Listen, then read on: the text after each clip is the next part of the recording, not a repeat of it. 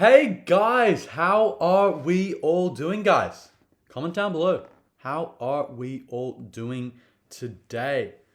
Comment down below who's excited for some English in today's lesson. We're going to be focusing on a bit of poetry. Guys, comment down below. Tell me who is excited. It's James here with you today. Comment down below. Is everyone excited for this week's poetry lesson? Comment down below. I'm excited to hear all that you guys have to say. Who's excited for poetry? We've got a lot to learn today on poetry. Guys, comment down below who is excited, because I know I am. I'm amped, absolutely hyped for today's lesson. Poetry is one of my favorite things to teach, and I hope that you guys can feel that love for poetry. Okay, lots of you guys excited for poetry today. So let me just do a brief overview of our lesson before we get into it. So we're going to be starting off with a couple different literary devices, looking at 6 different devices. Then we'll be getting into an activity, looking at this really cool poem called Earth Day, doing some questions, doing some answers. We'll be trying to hashtag beat James. Then towards the end of our lesson, we're going to swap over and we are going to focus on our homework, guys. Got your homework for this week, a bunch of poetry. So everything we learn in the slides today is going to be very applicable for our homework. Okay, guys. Before we get into this though, I just want to have a brief note on our trial test. So comment down below who's done all of the trial tests for this term. Who has completed all of them? Or some of you still have the week 10 one to go? Some of you lagged behind a bit. Maybe you haven't done week 8, you haven't done week 7. Comment down below how many trial tests have you done and how close are you to finishing all of them? Guys, comment down below. Tell me how many trial tests have each of you done? Okay, a couple of you, one of you or two of you telling me that you've already completed all of them, and a couple of you saying you've done 9, maybe you haven't completed the one for this week.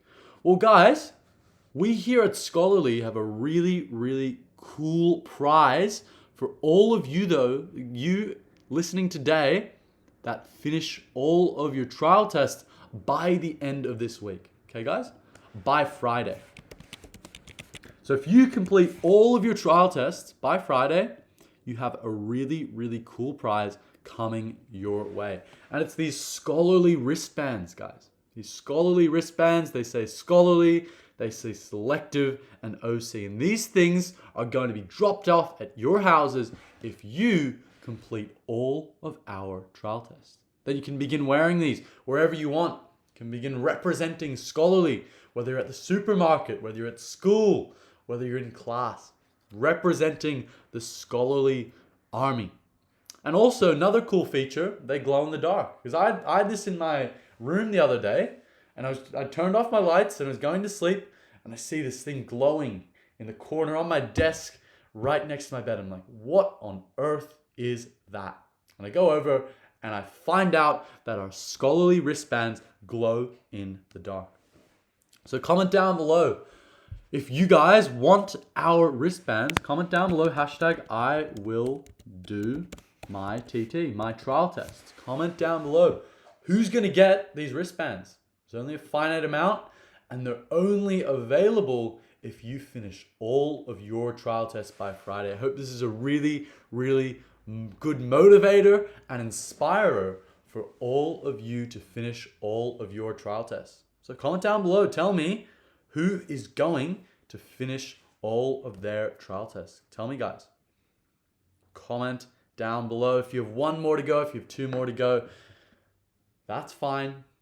Finish it off, do your study, and you'll get one of our wristbands.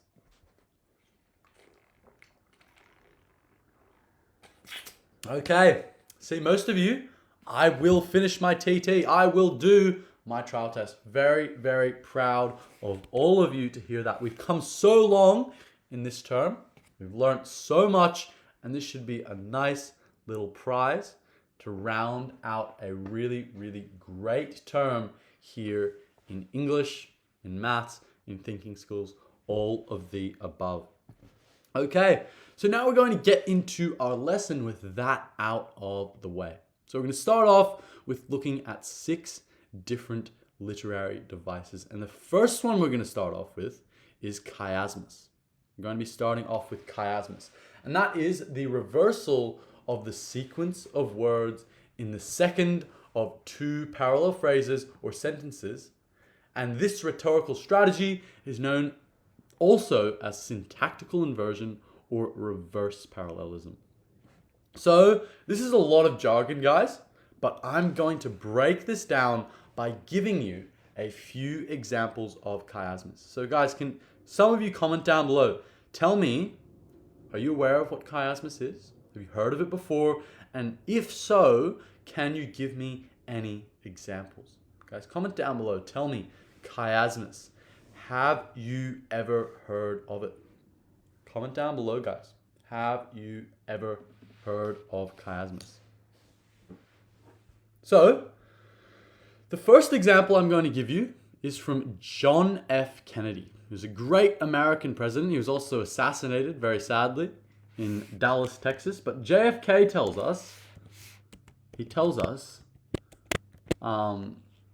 let us never negotiate out of fear, but let us never fear to negotiate. So, what we're doing here is we're flipping the sentence. Let's never negotiate out of fear, but never fear to negotiate. We've kind of flipped those 2 words around in each of our different sentences. So I just call this flipping the sentences. Flipping the sentences. Chiasmus is flipping sentences. Guys, comment down below. Chiasmus is flipping the sentences. It is called syntactical inversion or reverse parallelism. Can all of you comment down below this example? Let us never negotiate out of fear, but let us never fear to negotiate. So I'm also going to give you another example right here. I'm going to give you another example right here. And this is from a great American politician, again, called John McCain. He stood for presidential election in 2008. He was a Republican, so he's quite conservative. But he told us we were elected to change Washington, but we let Washington change us. So, again, we're flipping the sentence. We were elected to change Washington, but we let Washington change us. These 2 things are flipped in their order, which creates an inversion in meaning. Syntactical inversion and inversion in meaning. Guys, comment that down below. I want you all to comment down below our 2 examples right here. If you don't comment them down below, then you're not going to learn chiasmus. We've got JFK, let us never negotiate out of fear, but let us never fear to negotiate. And then secondly, we were elected to change Washington, but we let Washington change us. So everyone, comment down below. Guys, we're a bit slow today. I'm not seeing many comments. You're not going to learn if you're not commenting. Guys, comment down below our examples and also our definition of chiasmus. Okay? Don't want to have to remind you again. Okay, let's now go on to synecdoche. Guys, this is synecdoche. It's not synecdoche, it's synecdoche. And synecdoche is a type of metonymy, and it's also a type of symbolism. That's what I also like to call it, symbolism. Symbolism. And it's where instead of a part for a part, the writer uses a portion for the whole. Like a part of the whole, which means that they depict a thing with only one distinct part of the object. With only one distinct part of the object. Okay, so can anyone give me some examples of this? I'll start off with one example. My example is pen, and that is synecdoche for education. It is a symbol of education because it's a part of education, and we use it to stand in for the whole of education. It's a part which is a symbol for the whole. Guys, comment down below. Give me a couple examples of synecdoche. If you have to look it up, look it up. But tell me an example of synecdoche, recognizing that it's a portion of the whole. It's only a small part which stands in for the rest of that thing, which is a symbol for the whole thing. Comment down below, guys. Tell me some examples. I want to hear some examples, okay? Quick. Comment down below some examples for me.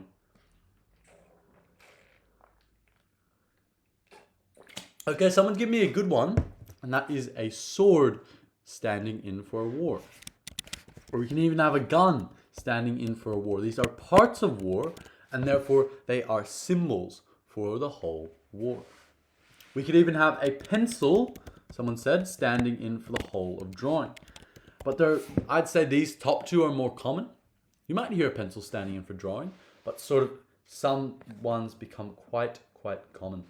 So guys, keep commenting down below. Our definition, synecdoche, is a type of symbolism where it is a part which stands in for the whole. So we have some good examples. The pen standing in for education. We also have the one, the White Sox. So that's an American baseball team.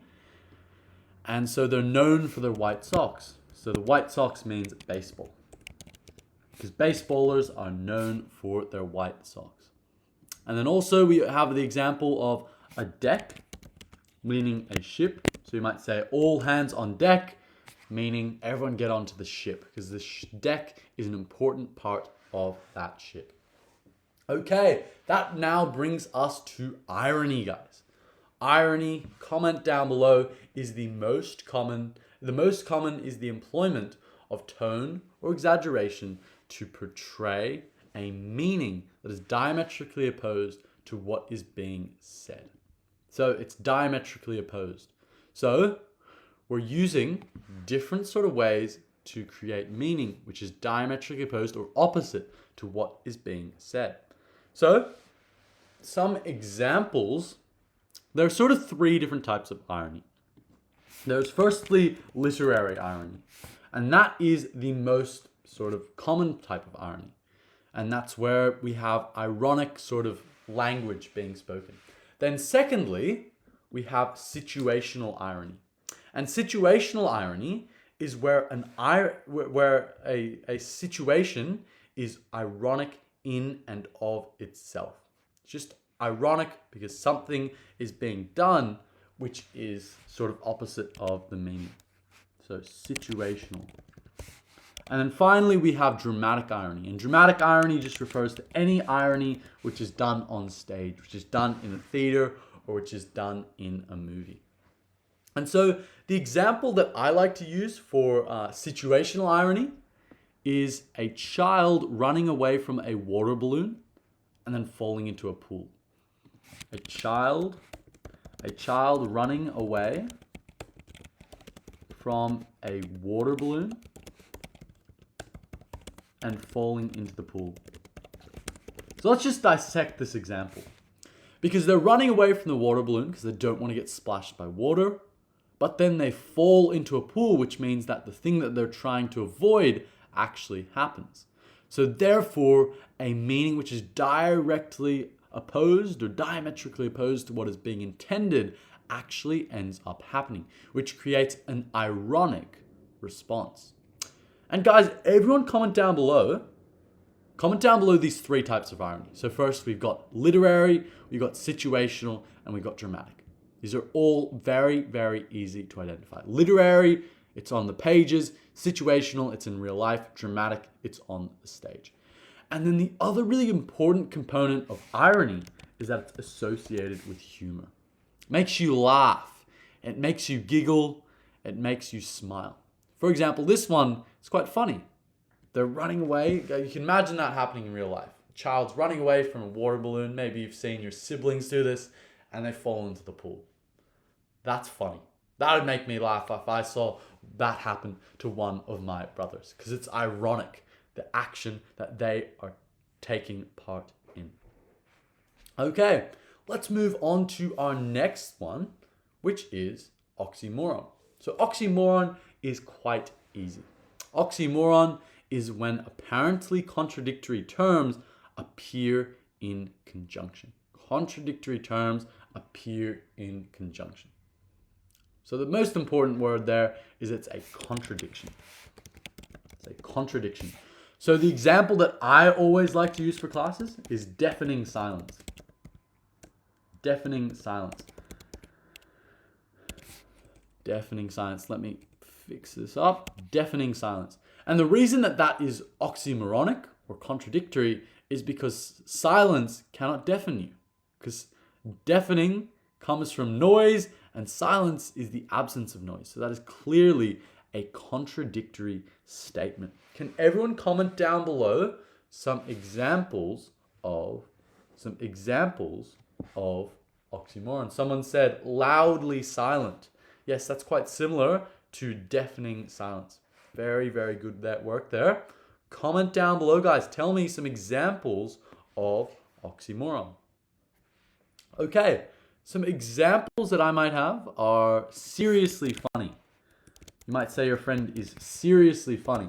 But if they were serious, then they wouldn't be funny, because those are contradictory terms. If you're serious, you can't be sort of jovial or comedic or funny.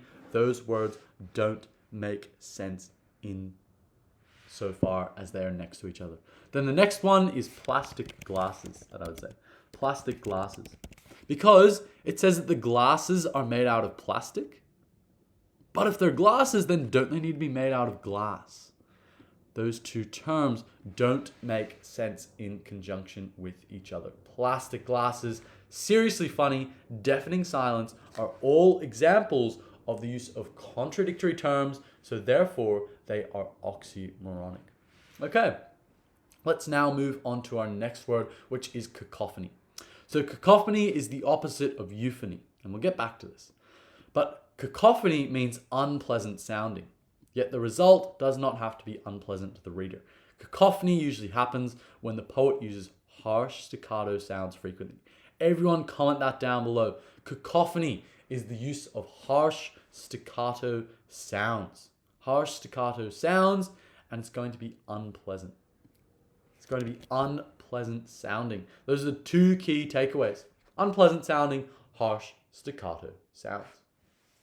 So the words, or sort of the sounds that I usually think of with cacophony are k, ch, k, r. These are all sort of really harsh, plosive, strong, explosive sounds. So guys, can all of you come up with a sentence? Quickly, guys. All of you come up with a sentence with cacophony. I want to hear a sentence that you all have to say about cacophony. Everyone, comment down below. Tell me a sentence you have with cacophony in it. Everyone, comment down below. It's the use of these harsh staccato sounds. K, ch, k, r. And it's unpleasant sounding. So everyone, tell me some examples of cacophony. Come on, guys. Commenting down below. Tell me some examples of cacophony. Quickly.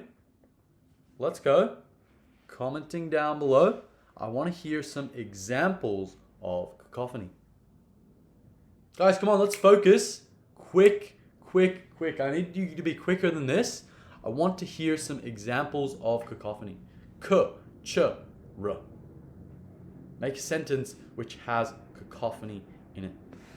Commenting down below. Give me some examples of cacophony.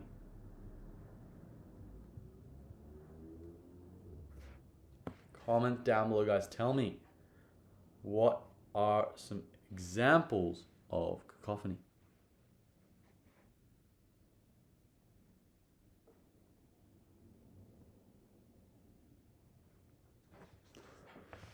An example that I'm going to tell you is the crying cat shrieked. Caillou. The crying cat shrieked caillou. These are all these plosive, strong, explosive crying cat shrieked caillou. These are not very nice sounds. They're unpleasant sounding. They're harsh and staccato. So guys, comment down below. Give me some examples of cacophony. Quick. Give me some examples of cacophony. I want to hear the examples that you have to tell me. Guys, commenting down below your examples. Crash, splash, kaboom, boom. The sound of the motorbike went burr. Okay, these are some good examples. The crystal crackled. I like that one. The k, really strong k sound. So you seem to be on top of what cacophony is. The opposite is euphony, which is that just the use of nice sounds. Pretty self-explanatory. Now we're going on to foreshadowing. And foreshadowing is in its name. It's when we're shadowing something before. And it's where writers use it to educate their readers about an incident that will occur later in the story. They're kind of giving them sort of an eye-in, or like a preview. That's what we might say. A preview of what is to come. Everyone comment that down below, that definition. Foreshadowing is a preview of what is to come. It foreshadows what will happen later in the story. So the most sort of common example is pathetic fallacy. And that's foreshadowing where the writer uses bad weather / rain to indicate sort of future sort of sadness. That's foreshadowing. Because this weather is associated with sadness. So if there is sadness now, there's going to be sadness in the future. That's what they are indeed foreshadowing. Everyone comment down below that foreshadowing is essentially just a preview of what is to come later in the story. Foreshadowing is a preview of what is to come later in the story. Everyone comment down below. Give me some examples of foreshadowing before we get into our questions now. Everyone comment down below. Hashtag crystal clear. Hashtag crystal clear. Who's crystal clear on all 6 of our different literary techniques that we've just analyzed? Tell me, guys, who's hashtag crystal clear? Comment down below, guys. Who is hashtag crystal clear? Comment down below, guys. Tell me who is hashtag crystal clear. I want to hear it firsthand from you guys. Do you understand each of these different techniques? Okay, someone's given me a good example of foreshadowing, which is the sun was smiling on them that day. And that tells us that they're going to have some good luck later. Often foreshadowing, it can be a whole bunch of different things. There are very many different ways to foreshadow something. So for example, if in a movie, they zoom in on a gun that's sitting on the table, maybe that gun's going to be used later to cause harm to someone. Foreshadowing comes in all different shapes and sizes. But good to see that most of you are hashtag crystal clear. So let's move on now to our activity. And our activity is our Earth Day.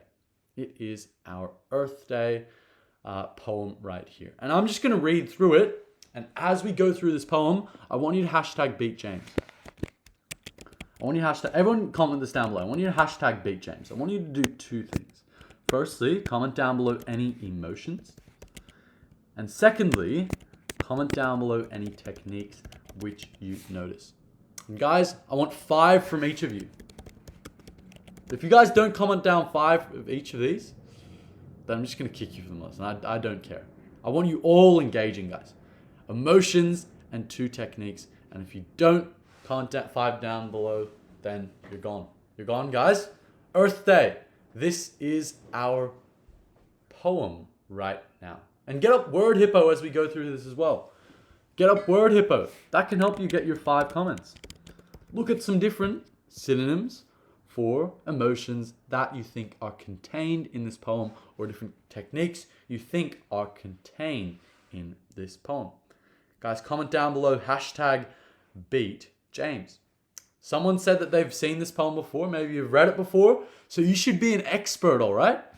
If you've seen this poem, I expect more from you. I expect you to understand the poem at a higher level than everyone else in this class today. So comment down below, #beatjames as I go through this poem. I am the earth, and the earth is me. Each blade of grass, each honey tree, each bit of mud and stick and stone is blood and muscle, skin and bone. And just as I need every bit of me to make my body fit, so earth needs grass and stone and tree and things that grow here naturally. That's why we celebrate this day. That's why across the world we say, as long as life, as dear as free, I am the earth and the earth is me. Okay. What did we see, guys? What did we see? What emotions? And also, is there a rhyme scheme? Can anyone tell me what the rhyme scheme is, possibly?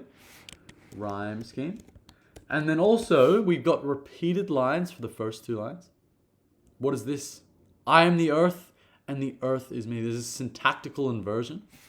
What did we call it today, though? We just looked at this before.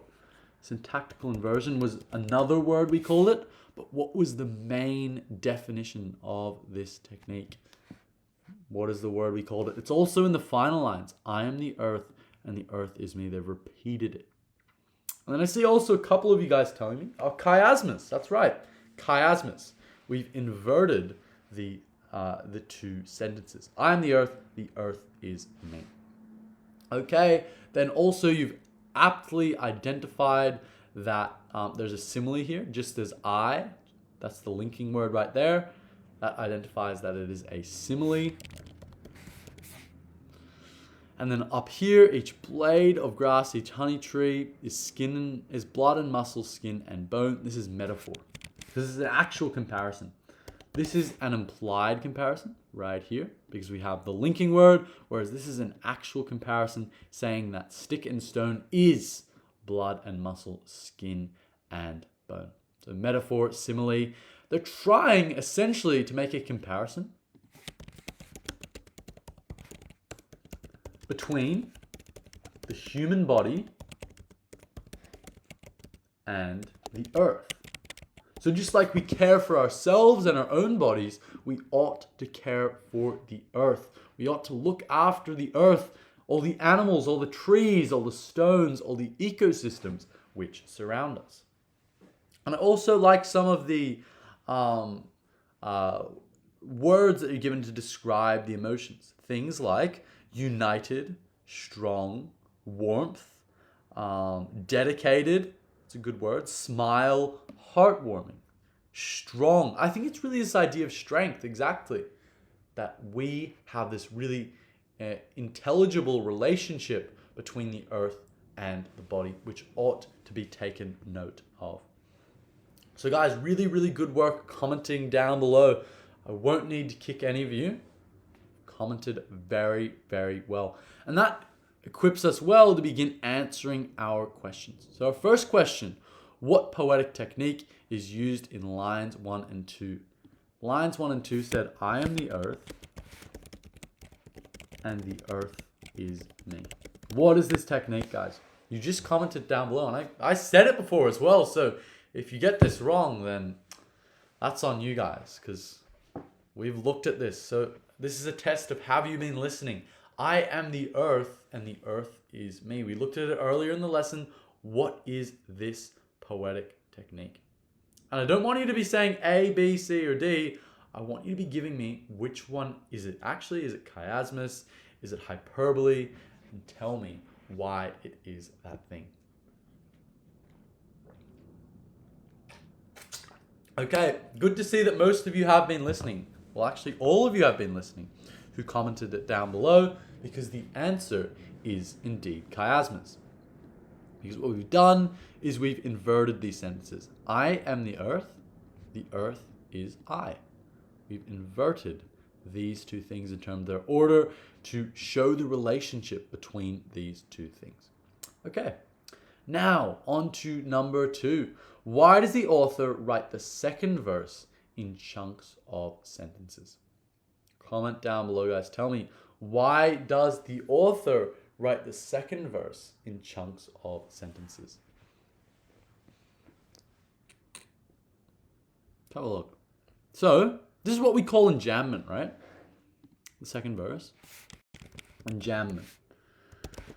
Because we're sort of doing it in parts. And just as I need every bit, we're cutting it off before the clause ends. Of me to make my body fit. So earth needs grass and stone and tree and things that grow here naturally.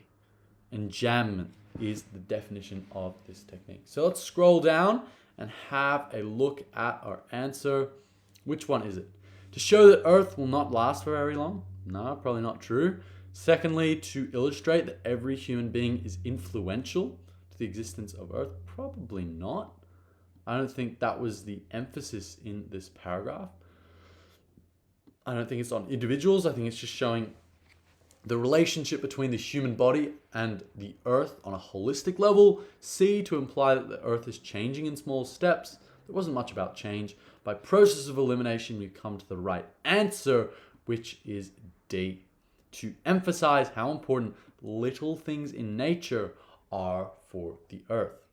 Now, on to question 3. What poetic technique is used in line 7? Let's scroll up and have a look at line 7. 1, 2, 3, 4, 5, 6, 7. What is this poetic technique? We're drawing the relationship between the earth and the body. Each blade of grass is blood and muscle. This is clearly a metaphor. We're drawing a metaphor here because it's an actual comparison. B is our correct answer for this question because it's a proper comparison. Don't get that confused with a simile, which is an implied comparison using a linking word. This is a proper comparison, so it is metaphor. Metaphor is our answer. B is therefore our answer for this question. Okay, scrolling down to question 4. Why does the author use the same lines at the beginning and the end of the poem? What does this do, guys? What does this do? Comment down below. Tell me in your own words. In your own words. Don't even look at these. Don't even look at the actual answers. Tell me in your own words, what does this do? I want a whole sentence answer, guys. In your own words, what does using the same lines at the beginning and the end of the poem do? Does it increase memorability? Does it emphasize a certain sort of idea in the poem? And remember that it's repeating the idea, I am the earth, and the earth is me. Tell me, guys, in your own words, what is the purpose of this? What does this do? And as I said, I don't want A, B, C, or D. I want, in your own words, what does this do? What does this intentional thing by the author relay to our audience?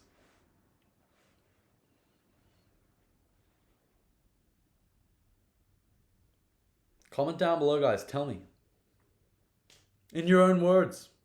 This is what writing is all about, guys. You should be able to very, very clearly be able to emphasize your own words in this poem. Okay. I think that comes down to emphasis. Comes down to emphasis on importance. Because these are the key themes of the poem. They are very important. They have a high degree of importance. The earth is me, I am the earth, showing the relationship between these two things. So I think D, therefore, is the answer. It gives emphasis on the lines and increases memorability. increases memorability so that they can actually remember it because we have it emphasized in this poem. So D therefore is our answer. Okay, let's scroll down to question 5 now. What is compared to a body in line 12? What is compared to a body in line 12? Let's scroll up and have a look. 8, 9, 10, 11, 12. My body fit. Just as I need every bit of me to make my body fit, what is being compared here, guys? What is being compared?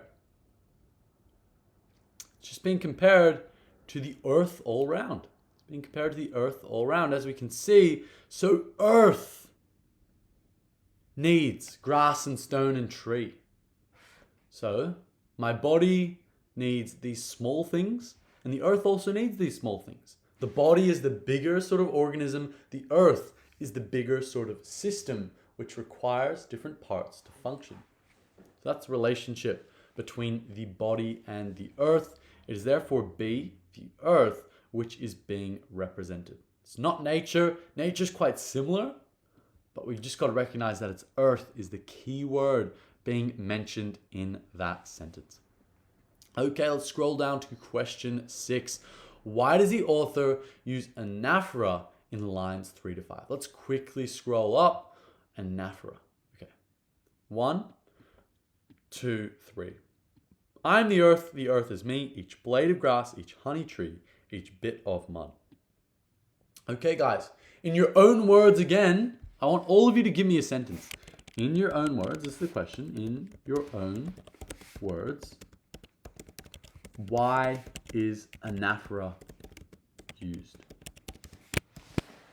Each blade of grass, each honey tree, each bit of mud. Why is anaphora used, guys? Tell me. Why is anaphora used? Commenting down below. Tell me in your own words. Don't tell me A, B, C, or D. Tell me in your own words, why is anaphora used? Commenting down below, guys. Tell me, why is anaphora used?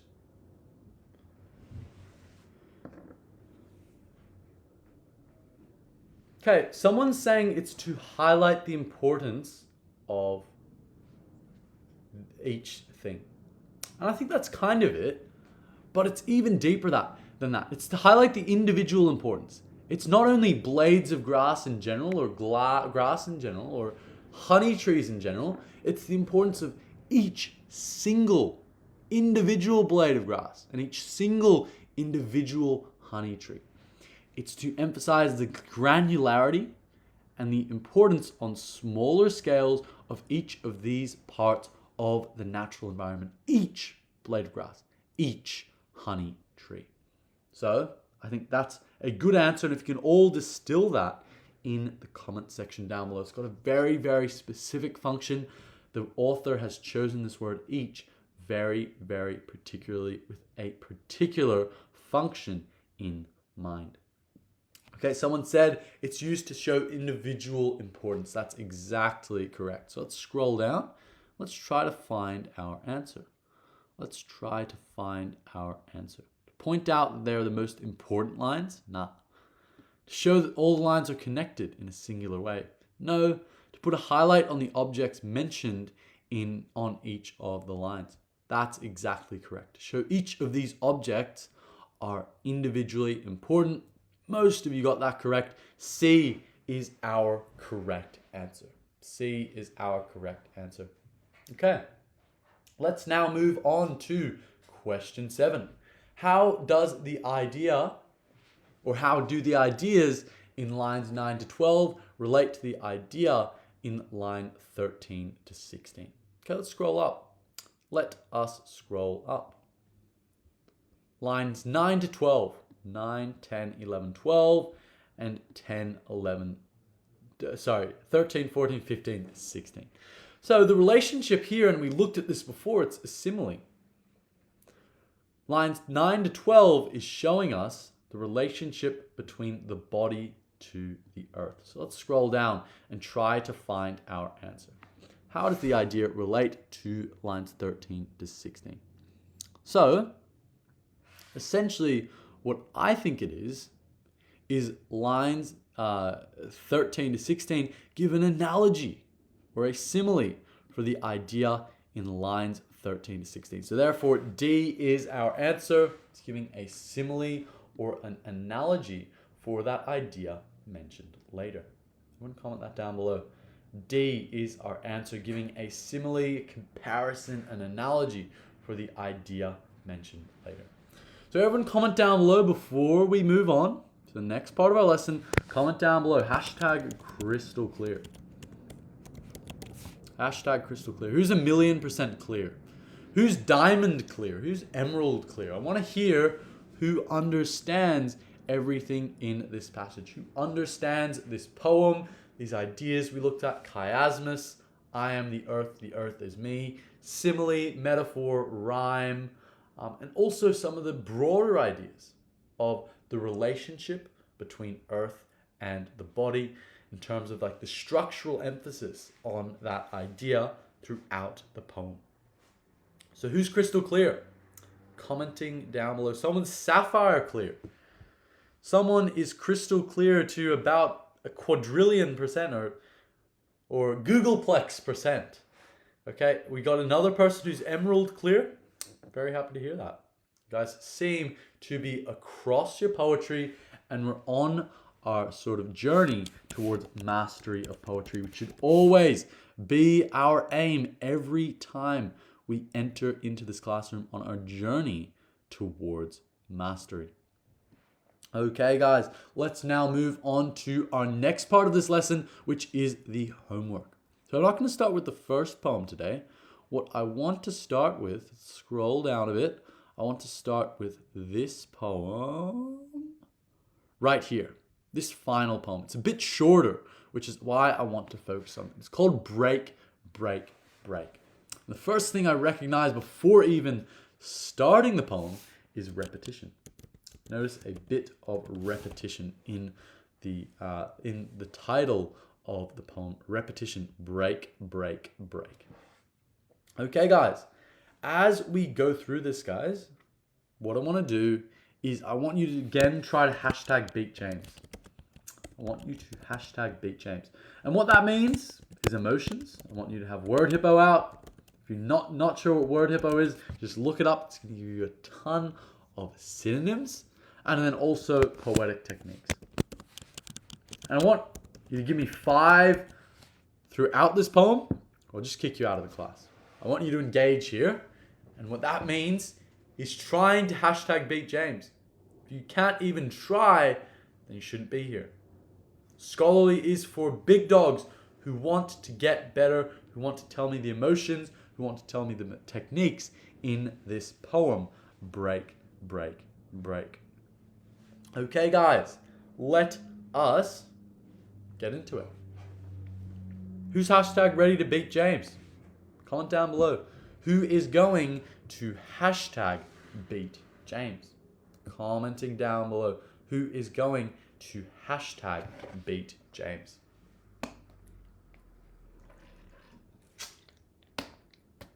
Okay, let's start. Break, break, break. On thy cold grey stones, O sea, and I would that my tongue could utter that thoughts, the thoughts that arise in me. Oh well for the fisherman's boy that he shouts with his sister at play. Oh well for the sailor lad that he sings in his boat on the bay. And the stately ships go on to their haven under the hill. But oh, for the touch of a vanished hand and the sound of a voice that is still. Break, break, break at the foot of thy crags, O sea, but the tender grace of a day that is faded will never come back to me. Break, break, break is our poem right here. Can anyone tell me, what is this poem about?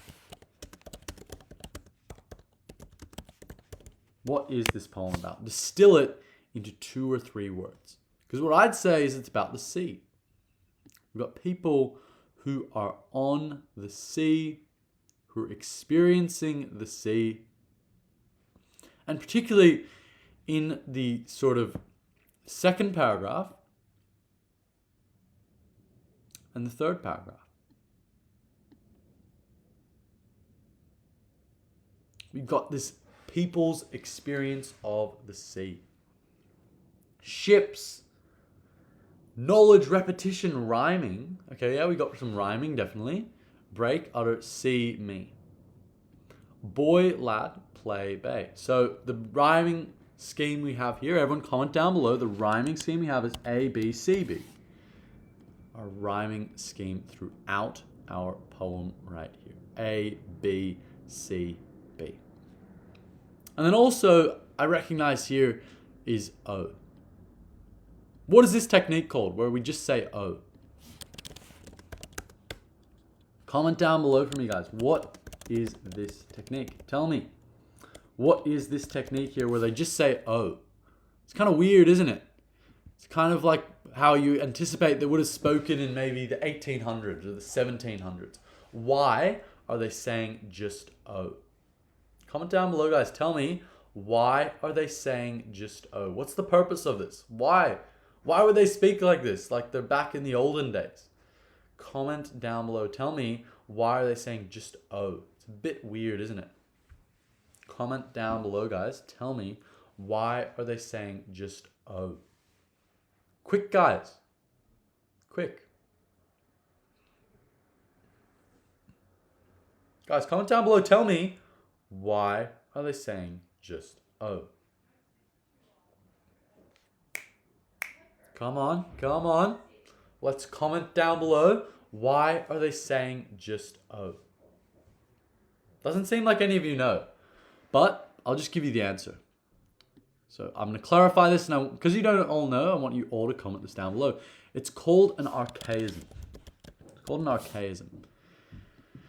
And essentially what that means is it's archaic. And it's how they spoke in the olden days. So this is sort of an identifier that this is an old poem. It's someone who's writing from maybe a long, long time ago. They speak like, oh, for the fisherman's boy that he shouts with his sister at play. And there's also a bit of archaism right here. Vanished. We don't usually write like this anymore. If we were writing nowadays, we would write it V-A-N-I-S-H-E-D instead of with that comma. So the vanished is another archaism. That's how they used to speak back in the olden days. And this shows us that it's a really, really old poem. Can everyone comment that down below? That gives us a good sort of idea about context. It is an old poem. And then a couple of you also talked about anaphora. Oh well for the fisherman's boy. That's a good thing to identify. Oh well for the sailor lad. Just identifying the sort of plurality, what I'd say, the plurality / difference of experiences. The plurality / difference of experiences. Okay, now that sort of discussion of the poem sort of sets us up well to begin going into our questions. Comment down below who is ready to get into our questions. We start off with question 25. What is contrasted in the second and third verses in the poem? Comment down below, guys. Tell me what is contrasted in the second and third verses of the poem. Okay. So, in our second verse, we've got different people's experiences. We've got the fisherman's boy's experience and the lad's experience. We're not talking firsthand here. But then secondly, in the third sort of verse, this is more about the person's firsthand experience. We're saying, in stately ships go on to their haven under the hill. This is first-hand experience where we're talking about the guy who's writing this poem on his own. He's telling us how he felt, his first-hand experience. So the contrast that I recognize here is between the second and third verse is that B, the writers and other people's experiences of the sea. And that's emphasized with our anaphora as well. We're talking about the fisherman's boy, and oh well, we're talking about the sailor lad. That's the emphasis in that question. Okay, let's move on to question 26. What poetic technique does the author apply in the second line? Guys, comment down below. Tell me, what poetic technique does the author apply in the second line? Let's just clean this up a bit and make sure you can see the second line. What is the poetic technique here? On thy grey stones, O sea. This is the technique right here. We are talking to an inanimate object. What is that called? What is that technique called where we talk to an inanimate object? Guys, comment down below. What is the technique where we talk to an inanimate object? Can anyone tell me? Comment down below quickly. Okay, archaism. There is archaism, but that's not one of our options. We've got to choose between apostrophe, hyperbole, anaphora, and metaphor. So which one between this is it where we are talking to an inanimate object? Tell me. Maybe there's personification as well, but that's not one of our options, guys. We've got 4 different options. Personification and archaism are not one of them. Which one is it? I'm telling you, it's the one where we're speaking to an inanimate object, and that is apostrophe. So maybe you haven't heard of apostrophe, so I'll leave you off the hook, but apostrophe is where we are speaking to an inanimate object. So for example, someone might be talking to their lamp, or they might be talking to their TV. Oh, TV, do this, do that. We're talking to an inanimate object. That's called apostrophe. You might think they're going crazy, but they're actually using a specific technique in English, which is apostrophe. Okay. Everyone comment the definition down below, because you seemed really fuzzy on that one, which is a bit surprising. But apostrophe is speaking to an inanimate object, okay? Apostrophe, speaking to an inanimate object. Moving on to our next question, 27. What is actually experienced by the author in this poem? What is actually experienced by the author in this poem? Let's skip that one and let's go to 28. I want to get back to that one later. 28. What does the author actually feel in the second verse? What does the author actually feel in the second verse? Let's scroll up. Oh, well for the fisherman's boy that he shouts with his sister at play. Oh, well for the sailor lad that he sings in his boat at bay. So what that sounds to me is, oh, well. You know when you say that, oh, well, you know, I wish I could do that. He sounds a bit jealous. He's wishing that he could be like these people, that he could be the fisherman's boy, that he could be the sailor lad, but obviously he isn't. He's a bystander at the side of the experience. So we're saying that he is jealous of these people. So let's scroll down and have a look at our answer. What does the author feel in the second verse? I'm going to tell you that he feels envious. He wants to be this different people. He's not happy for them. He's jealous of them. He is envious of them. That is our answer, guys, for question 28.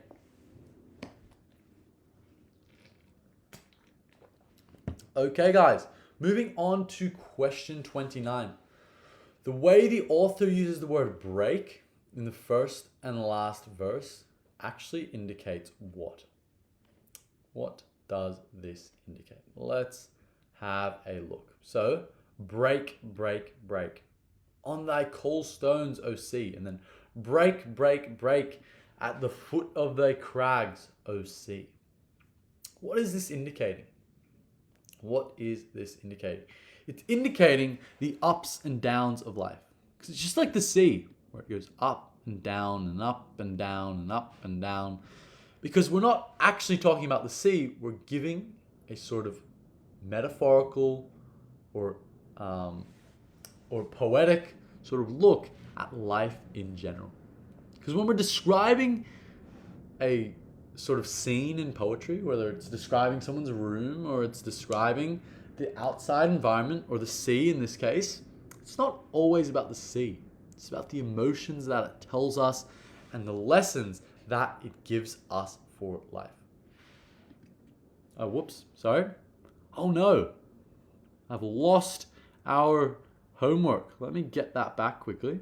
Whoops. Let me get our homework back as quickly as possible for this last few minutes of our lesson. There we go. We are back. So I want you all to write that down. Poetry should never be read on the surface level.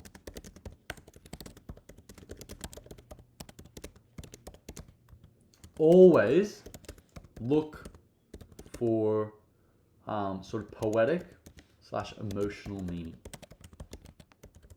Because it's never about the tree being described. It's about the emotions that that tree tells us, the poetic emotions that are engaged in the scene. So everyone comment this down below. I want you all to comment this down below. If you get nothing else from this lesson, this is what I want you to take away. Poetry should never be read on the surface level.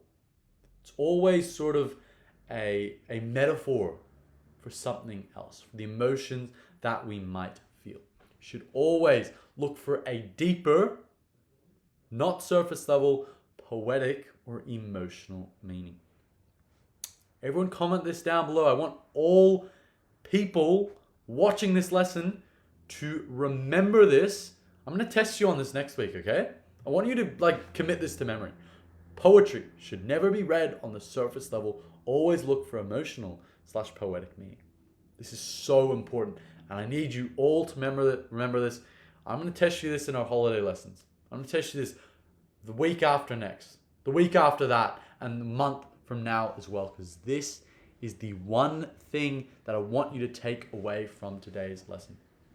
Because poetry, whether it's OC poetry, whether it's selective, and even more important when you get into HSC poetry, into year 12, into the real big dog stuff, it's not just about identifying techniques. It's not just about sort of what are they talking about? Are they talking about a body or are they talking about the environment? It's about engaging and understanding the really deep themes in the poem. So I want you all to be understanding, recognizing, and taking note of. You're getting a really good head start as primary school students studying poetry, but this is something you need to remember. Never be reading poetry in its shallowest sense. Always be looking for a deeper subliminal meaning. And on that note, I'm going to round out our lesson for today. So really, really good work with our lesson on poetry. And before we finish today, I hope you thought that lesson was awesome. I hope you thought it was lit. I had a really, really good time. But before we finish, I've been wearing my scholarly wristband throughout today's lesson. I hope you can see me. Let me just make myself a bit bigger. I will make myself a bit bigger. You can see my scholarly wristband. Pretty awesome. Selective OC, and then we can see Steve Zoo, the scholarly guru's logo on the side there. Hopefully you can see that. And every one of you are going to get one of these if you finish all of your trial tests, and you got to do that by Friday. So everyone comment down below, hashtag I will do my trial test, because I know all of you, every single one of you is capable of getting one of these really, really nice wristbands. They glow in the dark, absolutely awesome. So comment down below if you're going to finish your trial tests. I can't wait to see you on the weekend. Keep you accountable and make sure you've got your wristband by then. Alrighty guys, see you soon.